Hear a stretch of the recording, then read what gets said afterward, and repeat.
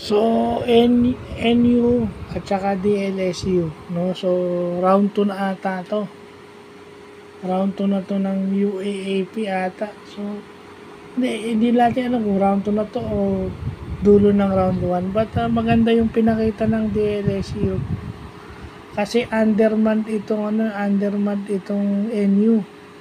So, kulang sila ng mga contributor. So, karamihan ng mga players nila na walang karelyebo. Kasi injured nga eh. Agaya nung sa point guard position nila, injured ata tong si Steve Nash Enriquez. Eh malaking yun dahil kita mo yung baklaan naglalaro ng mas mahaba at saka yung mga napipilitang mag-point guard na hindi na masanay mag-point guard, yun ang mahirap. At saka itong galing at individual play ni Kevin Giambao. Kasi kulang itong NU, baka yung isa sa mga injured players pwedeng depensahan itong si Kevin Giambao.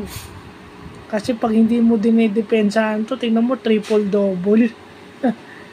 First time in history na daw ng UAAP yun magmula nung ang stats na computerize.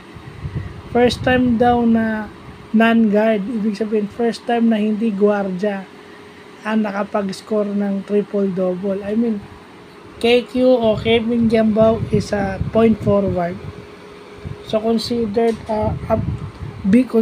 big man itong si KQ, parang Scottie Pippen to. Scottie Pippen, Lamar Odom ang type ng laro nito. Galing. No. Ewan ko lang kung kasi galing talaga nito ni KQ. I mean, si Evan Nelly yung kanilang point guard, pero yung plays, pag nandun si KQ, kay KQ.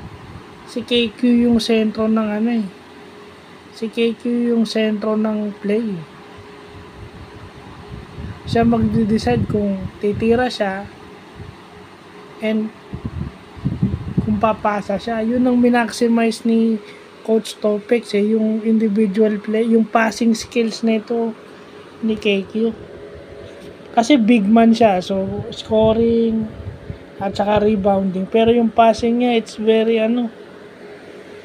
very astonishing. Nakakagulat yung mga passing angles na nakikita niya.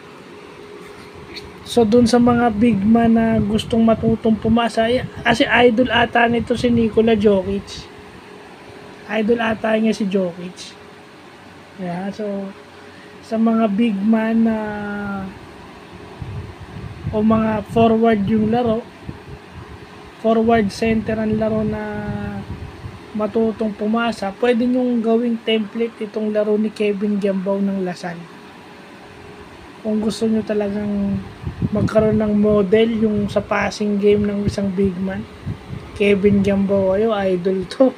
Then, nung una kong makita to si Kevin Giambao, sabi ko idol to. Kasing galing.